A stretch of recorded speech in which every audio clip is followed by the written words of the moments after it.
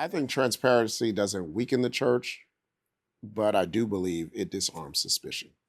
I want to have this conversation about culture and the church. There's been this love hate relationship between the church and the streets.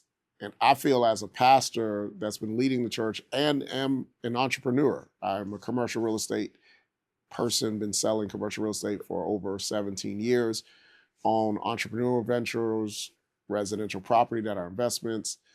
And if you come to our church, you may presume that the preacher is only living off of what is being given. That is so far from the truth. I think we can do a better job as a church. And, they say if you don't open up your books, the streets is going to open up the comments, right? So I think we can do a better job being transparent about holding clergy accountable, but not burning the whole house down by burning the church down. The reality is the church is a vehicle. It's an institution that does a lot of good. I think there was a statistic that said 70% of a lot of the charity work is done by not-for-profits, especially in the religious sector.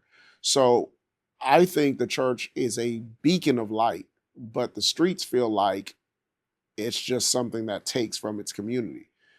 But I do want to ask the question though, how come in the urban inner city church, the expectation is so much higher than it is for the church in the suburbs? The pastor in the inner city church has to be the CEO, HR director, because people coming to the church, Pastor, I need a job.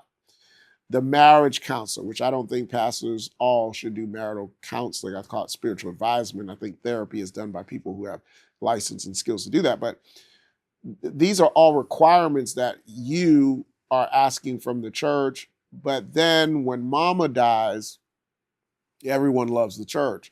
Everyone's anti-church until they need their funeral done, because I always say, whether you walk in to the church, which we want you to walk in, or you could be wheeled into the church, I'd rather you walk in. But there is this stigma. I believe that churches that are afraid of questions usually can't defend the questions because they don't have the answers. I think we just need to be honest. The reality is that in a church, even if you have 200 people there, the average church in America is less than 100 people.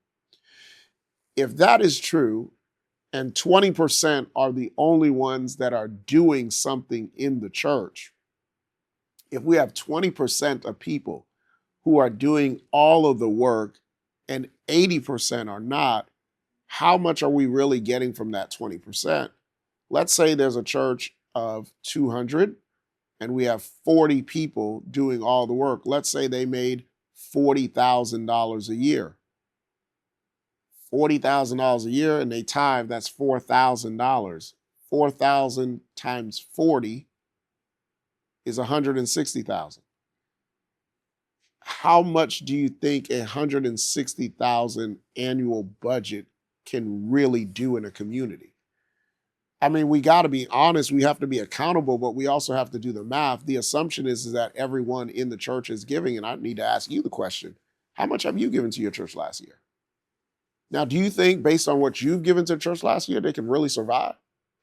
So I'm not saying that the churches do not do what they're supposed to do. Now, I'm not presumptuous on that, but people assume the church is rich because they don't see the bills. And yes, pastors do abuse, they do abuse money.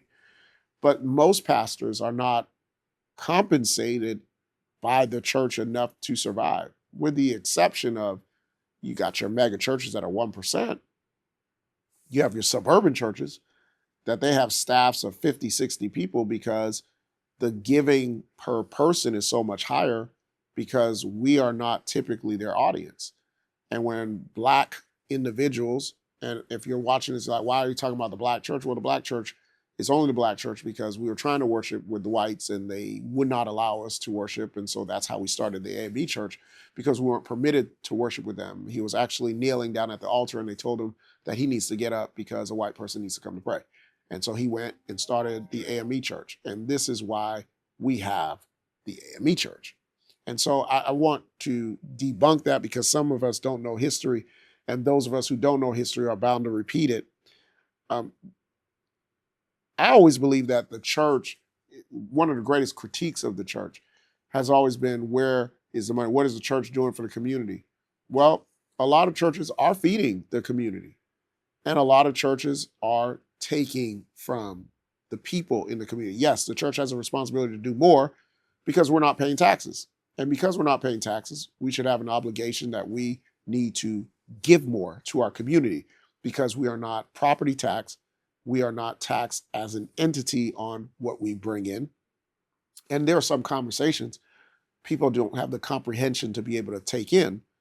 For example, a church doesn't have to fill out a 990. Well, if you don't have to fill out a 990, you don't have to disclose what is coming in to the IRS. But I think to your parishioners, you should be willing to disclose what's coming in. But I find that a lot of people want to jump on the bandwagon of what is the church doing with the resources, rather than seeing how they are resourcing their church. And I know one of the greatest things that we can do in our community is to deconstruct a vehicle that has been helping push forward things that we need in our community for many, many years. And although the church is not perfect and oftentimes judgmental, and it is fear that we are being judged by the actions that we do, but the judging sometimes seems quite impartial, because the average church member doesn't stay at a church for a very long time, maybe less than 3 years, and then they're on to somewhere else. And the fact is, they don't attend every Sunday. They don't attend every Sunday, so their contribution is not coming when they're not coming, typically. Most people are not diligent, automatic givers. And so this conversation between the church stems from, I believe, post-traumatic slavery. Because in some slave contexts, the preacher was preaching and the slave master was telling them what to preach. And so there's this mistrust that has developed and has continued for generations from the church on. I got some notes that I think it's important, because we oftentimes forgive corporations, but we are so quick to cancel churches. The church is responsible to feed people spiritually. That's the mission of the church. When you incorporate your organization, they ask you, what is your primary goal? The church did not sign up to be a financial lending institution. That's why we have charities that do that. And the reality is that in Catholic churches, their parishioners are more than willing to leave proceeds from their life insurance to the church. I'm not sure we're willing to do that in the space of the inner city church. How many of you are saying, I love my church that much, I'm willing to commit my life insurance, a portion, not your whole life insurance. Don't jump in the comments. He wants all, no, a portion of it, 5%, 3%, so that it can go forward.